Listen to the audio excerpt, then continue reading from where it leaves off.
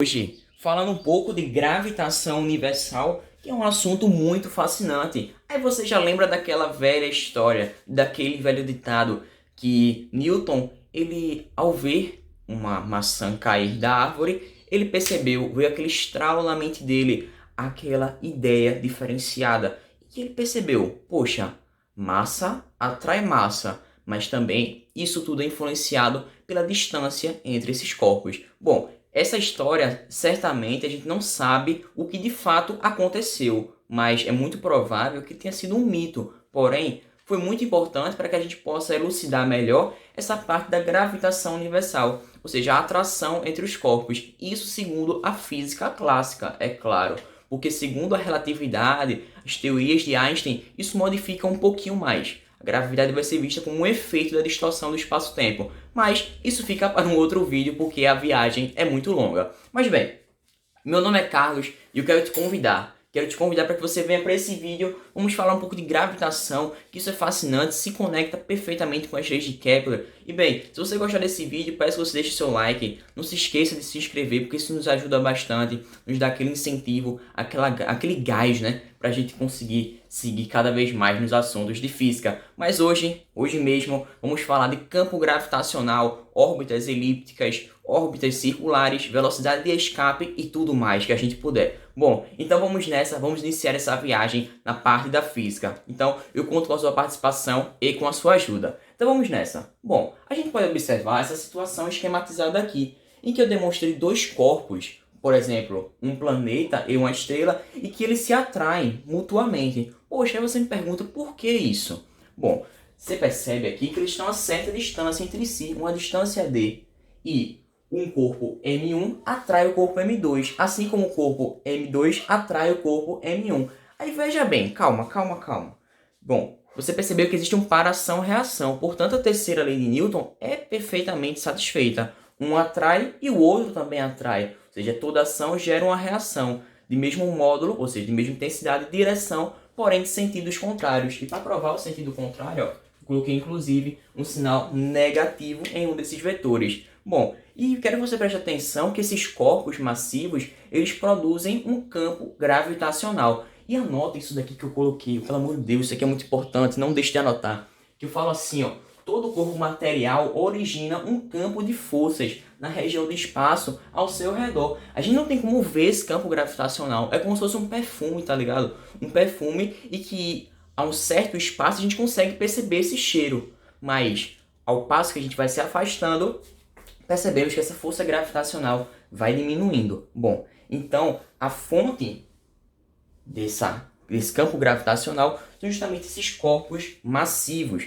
E Newton percebeu que essa força gravitacional é diretamente proporcional ao produto dessas massas, mas inversamente proporcional ao quadrado das distâncias entre esses corpos. Lembrando que essa distância estou considerando do centro de cada um desses corpos ao centro do outro. E bem, portanto, a gente pode chegar a essa equação da força gravitacional, em que a gente também utiliza uma constante de Newton, que se chama de Gzão, o G grandão, tá? G vezes a massa do corpo maior vezes massa do corpo menor, dividido pela distância entre eles ao quadrado. Mas bem, eu quero explicar um pouco melhor esse campo gravitacional na forma de gráficos, já que ele interfere diretamente na aceleração da gravidade. E vamos ver agora qual é a relação do peso com essa força gravitacional. Lembrando que o peso pode sim se igualar à força gravitacional nas superfícies do astro. Bom, então isso fica para o próximo quadro, que vamos escrever daqui a pouco, mas você sabe, o quadro é seu, tire seu print e vamos para uma próxima. Podemos analisar tranquilamente como que essa força gravitacional se comporta quando estamos na superfície de um astro. Por exemplo, agora, já que estamos na superfície da Terra. Aí você me pergunta, por que ao passo que eu aumento a minha altitude, a minha aceleração gravitacional pelo qual estou sujeito, ela diminui? Bom, essa é uma pergunta muito boa e que pode ser explicada a partir desse conceito simples, de que quando estamos na superfície de um astro, por exemplo, da Terra, essa força gravitacional vai ser igual ao meu peso. Portanto, eu posso substituir as fórmulas respectivas a cada uma dessas grandezas, de modo que a força gravitacional fica aquela fórmula que eu acabei de dizer, Gzão vezes Mzinho vezes Mzão, dividido pela distância entre os corpos ao quadrado. vai ser igual ao peso, né? Ou seja, mg. E você pode perceber que existe massa dos dois lados. Portanto, eu posso cortar mzinho com mzinho. E dessa forma fica simples a gente achar como que essa aceleração gravitacional pode ser encontrada, já que eu somente simplifiquei, né? E ó, aceleração gravitacional corresponde ao produto da constante gravitacional de Newton vezes a massa dividido pela distância entre os corpos ao quadrado. Mas veja, essa distância está no denominador. Portanto, ao passo que eu aumento essa distância, naturalmente eu diminuo a minha aceleração gravitacional. E essa é a simples explicação de que ao passo que eu também aumento a minha altitude, ou seja, a minha altura com relação ao centro daquele corpo, eu também acontece esse processo, né? Ou seja, a aceleração gravitacional também diminui. Bom, ficou difícil de entender? Outras palavras podem nos ajudar na forma de cálculo, ou seja, eu posso reescrever esse D como sendo R, ou seja, o raio do planeta, mais a altitude que eu estou, ou seja, R mais H correspondendo a D. Ou seja, eu também posso reescrever tudo isso. Bom, eu repito a parte de cima do numerador, em que fica a constante gravitacional vezes a massa, dividido por R mais H, só que todos os dois ao quadrado, ou seja, a soma deles ao quadrado, sendo igual à minha nova aceleração gravitacional. De modo que a gente pode perceber que essa aceleração gravitacional depende da nossa altitude com relação ao centro daquele astro. Mas pensa comigo, reflete novamente.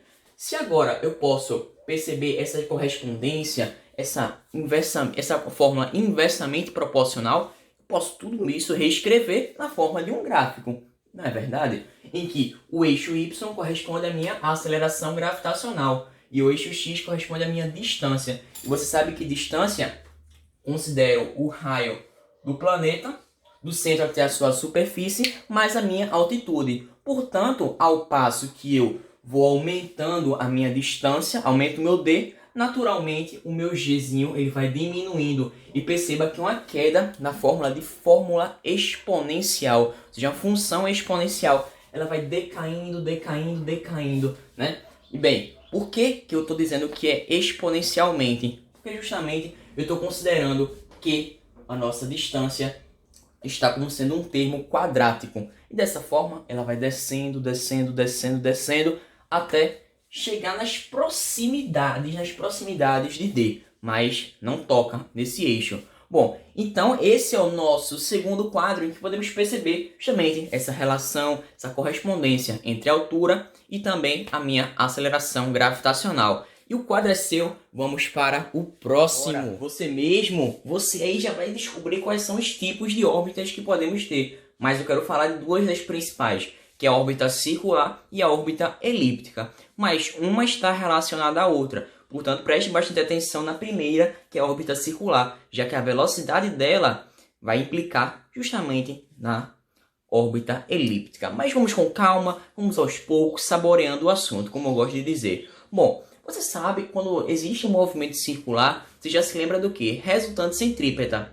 E nesse caso, quando eu tenho um corpo central e que sobre ele está orbitando, por exemplo, um satélite, podemos ter em mente, ter no nosso raciocínio, que a resultante centrípeta vai corresponder justamente à força gravitacional entre eles. Aí você me pergunta, como é que eu posso fazer tudo isso na prática? Bom, você pode ser somente feliz, seja feliz, ou seja, força gravitacional, Gmm, dividido pela distância ao quadrado entre eles. Vou até pegar um piloto aqui, para que ele fique um pouco mais claro, um pouco mais nítido para você, óbvio, porque precisa estar nítido isso. G, mzinho, dividido pela distância ao quadrado, é igual a qual? A resultante centrípeta, que você sabe muito bem, porque você já viu as aulas de dinâmica do movimento circular. E ela é justamente assim. M, velocidade ao quadrado, dividido pelo nosso raio. Bom, poxa, achei D e R. Você pode ajustar sim. Esse D corresponde justamente à distância entre os centros dos astros, né? Então você pode colocar aqui ó, um R, não tem problema algum. Bom, e agora o que a gente pode fazer? Somente fazer diversas simplificações. Por exemplo, Mzinho vai-se embora com Mzinho. E um desses R's precisam ser cortados. Porque aqui é a mesma coisa que tivesse R vezes R. Portanto, um desses R's vai-se embora com Rzinho. Logo, o que eu encontro? Eu vou encontrar tranquilamente que a nossa velocidade na órbita circular vai ser igual a V igual a G M dividido pelo R na raiz. Por que eu digo isso na raiz? Porque justamente existe aqui um termo que tem um expoente quadrático, ou seja, tem um 2 no expoente. Portanto, eu posso passar a raiz quadrada, se eu quiser deixar mais simplificado e deixar isolado. Portanto, a nossa velocidade nessa órbita circular é raiz de Gm dividido pelo raio. Aí você me pergunta, por que eu falei de órbitas elípticas nesse caso? Bom, porque na verdade, se o corpo estiver uma velocidade maior ou menor que essa velocidade circular, ele vai estar em uma órbita elíptica. Mas como? Calma aí, vamos entender aos poucos. Vejamos bem essa figura. Nessa figura aqui eu fiz 3 órbitas. Eu quero explicar cada uma delas. Bom, temos essa aqui, uma maior, né, que é representada por 2 tracinhos. E podemos perceber que ela também está em volta por outras 2. Uma relacionada com um tracinho menor, em que temos aqui, e outra que é pontilhada. E essa pontilhada representa uma órbita circular, para a gente justamente diferenciar uma da outra. Você já interpretou, já entendeu essas órbitas, os seus tipos, suas classificações? Podemos também analisar essas diferenças com relação às velocidades. A velocidade circular e a velocidade desse corpo aqui, chamei de 1, que está orbitando esse corpo 2, que está na trajetória também. Bom, pensa comigo, se a velocidade desse corpo 1 for maior do que a velocidade circular que acabamos de achar, ele estará em uma órbita elíptica, porém passando pelo periastro, ou seja, pelo momento de menor distância entre os dois corpos. Bom, eu quero que você analise essa nossa órbita 2, porque a órbita 2 nos indica perfeitamente o que eu acabei de falar. Esqueça essas 2 órbitas que estão ao centro e note que o corpo 1 está na distância mínima com relação ao corpo 2, se considerarmos essa órbita 2. Beleza? Mas se a velocidade de 1 for menor do que a velocidade circular, o que acontece? Acontece uma coisa linda. Ele permanece em órbita elíptica, porém ele passa pelo apoastro, ou seja, o momento em que eles estão mais distantes. E eu quero que você observe agora a figura número 1, ou seja, a trajetória número 1, que está aqui representada. Ou seja, esqueça todas as outras e veja somente a 1. E veja aqui que ele está numa distância muito alta. É a maior distância possível entre esses dois corpos nessa trajetória 1.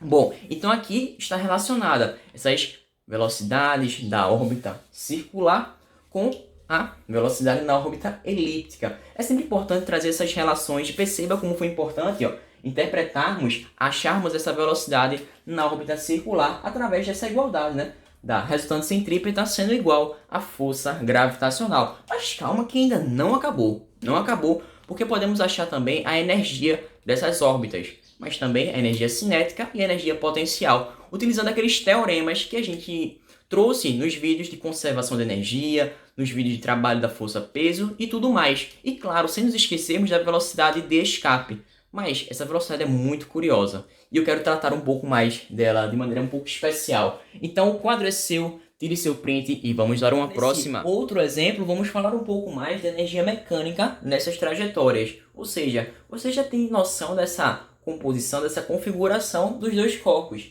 Que temos aqui um corpo M1 e um corpo M2. Ambos a uma certa distância entre seus centros. A distância que eu considero sendo D.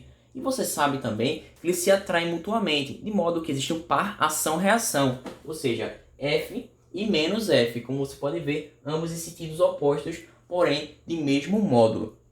Preste atenção também que eu vou calcular agora o trabalho com relação a um processo não espontâneo, sempre ressaltando isso, porque é como se eu puxasse esse corpo M1 no sentido oposto à da força menos Fzinho. Ou seja, eu estou deslocando ele até o infinito. Estou considerando como sendo até o infinito. Ou seja, essa separação a uma distância infinita. Beleza? Então, como você sabe que o trabalho pode ser projetado também na forma de gráficos, de modo que o eixo Y relaciona com a força e o eixo X com o deslocamento, e essa mesma área abaixo da curva, que não é elementar nesse caso, a gente pode fazer justamente o nosso produto. em que achamos a área. E essa área corresponde ao trabalho realizado. Bom, então eu vou considerar como sendo o produto de Gmzão, mzinho dividido pela distância ao quadrado, vezes d. E quando eu faço esse produto, eu encontro o módulo do valor do trabalho. Aí você pensa, eu estou contando o módulo, não estou considerando o sinal. Lembrando que esse sinal é negativo, porque é um processo não espontâneo, ou seja, é um trabalho resistente. Já que, como você pode ver, o deslocamento vai para a direita e o menos Fzinho vai para a esquerda, ou seja, estão em sentidos contrários. E vetores em sentidos contrários é um trabalho resistente, tá? Aí beleza.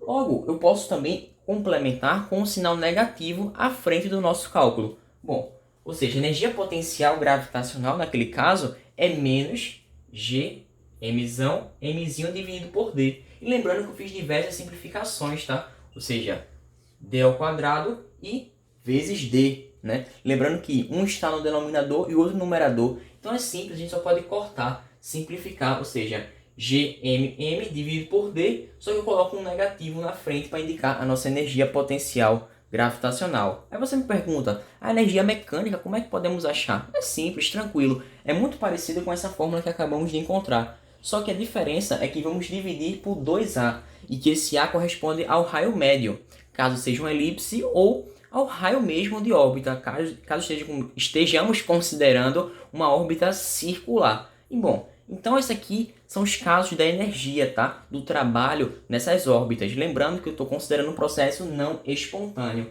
Por isso, a gente vai perceber um sistema negativo na frente da nossa fórmula. Então, perceba que sempre tem essas jogadas. Se lembra do sinal negativo, mas também não se esqueça que esses corpos se atraem mutuamente e eu estou fazendo um processo não espontâneo. Ou seja, deslocando em um sentido e a força vai em outro. Então, beleza. Agora a gente pode falar da velocidade de escape e como podemos achar. Percebemos também que essa velocidade de escape é muito relacionada com a velocidade circular, ou seja, aquela velocidade inicial que a gente acabou de achar quando a órbita é justamente circular, em que igualamos a resultante centrípeta à força gravitacional. E teremos um pouco mais de temperozinho na nossa comida, no nosso caso. Mas bem, eu fico por aqui e vamos para o próximo quadro. Voltamos para falar um pouco mais da velocidade de escape, que também está ligada à velocidade circular daquele corpo. Mas bem, existem algumas alterações que a gente precisa fazer. Por exemplo, o que eu quero dizer com velocidade de escape? Vamos começar com uma situação simples. Eu posso jogar o meu piloto para cima, imprimindo uma certa velocidade para ele. Ele vai atingir uma certa altura e logo depois vai cair.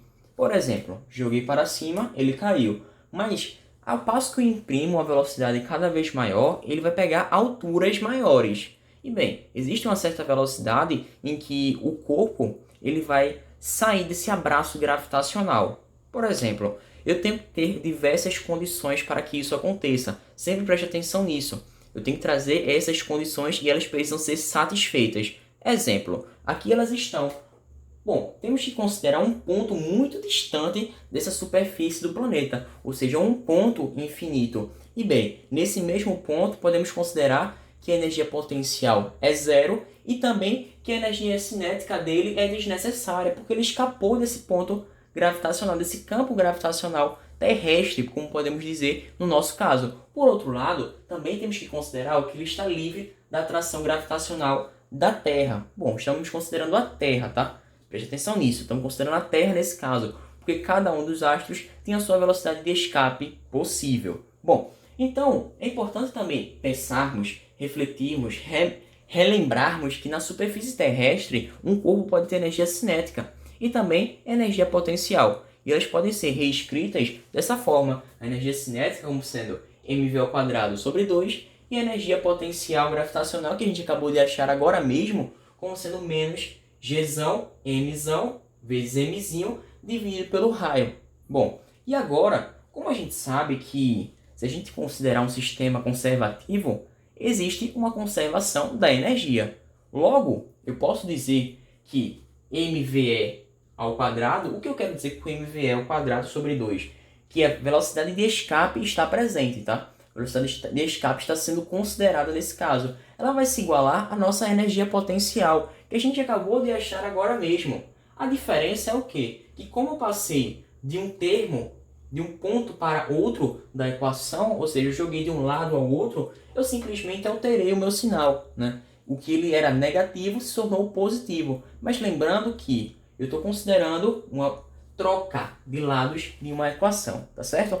Mas bem, agora o que a gente pode considerar? Somente simplificar os nossos cálculos, né? Porque se a gente sair simplificando aqui, mzinho com mzinho, e passar esse 2 multiplicando lá em cima e, consequentemente, passar uma raiz quadrada em todo esse termo, já que fazemos a operação inversa, como percebemos aqui, na velocidade de escape tem um expoente 2, né? Esse expoente 2, o oposto dele, a operação oposta, é a raiz quadrada. Então, fica simples a gente perceber que a nossa velocidade de escape é de 2 vezes gm dividido pelo raio, tudo em uma raiz quadrada, como você pode perceber. Ou também, se você preferir, você pode encontrar a nossa velocidade circular, se aquele corpo tivesse uma trajetória circular, e multiplicar por raiz de 2. É mesma coisa mesmo. Por quê? Se a gente apagar esse 2 aqui, ó, esse gm dividido por r na raiz quadrada, ele corresponde à velocidade circular. E se a gente multiplicar tudo por raiz de 2, aparece justamente essa nossa equação aqui presente. Mas bem, a gente também tem que levar algumas ponderações com relação a essa velocidade, seja na igualdade ou também nas desigualdades com relação a ela. Por exemplo, se meu corpo que está realizando a órbita, ele tem uma velocidade igual à de escape, como a gente pode perceber no primeiro caso, ele vai estar realizando uma trajetória de parábola, ou seja, ele não vai estar nem fazendo órbita. É importante ressaltar isso. Mas bem, se esse mesmo corpo tiver uma velocidade maior que a de escape, ele vai fazer uma hipérbole. E da mesma forma, ele não vai fazer uma órbita. Bom, então é importante também a gente relacionar, ó, com essas velocidades de escape, a velocidade daquele corpo que está ali realizando aquela trajetória, e sempre se relembrar com relação à velocidade circular, porque como você pode perceber, ela foi fundamental, tanto para a gente entender órbitas elípticas, como também para sabermos a velocidade de escape de um corpo. E na Terra, a velocidade de escape de um corpo qualquer, de um objeto, é de aproximadamente 11.000,4 km por segundo. Então, se liga que é muito alta. Mas bem, é isso. Eu vou ficando por aqui. Espero que você tenha gostado desse vídeo. Muito obrigado mesmo, porque a tua participação é sempre fundamental para mim. Veja que um youtuber não pode ficar sem os seus visualizadores, né? Então, eu te agradeço. Deixe seu like se você tenha gostado. Não se esqueça de se inscrever, porque isso nos ajuda bastante. Nos dá força para o nosso trabalho. Então, muito obrigado. Até uma próxima. Fiquem com Deus. E agora, vamos para o próximo vídeo, que eu vou deixar em aberto qual que vai ser o tema. Então, fiquem com Deus. Até uma próxima. Muito obrigado pela sua participação. O quadro é seu, logicamente, né?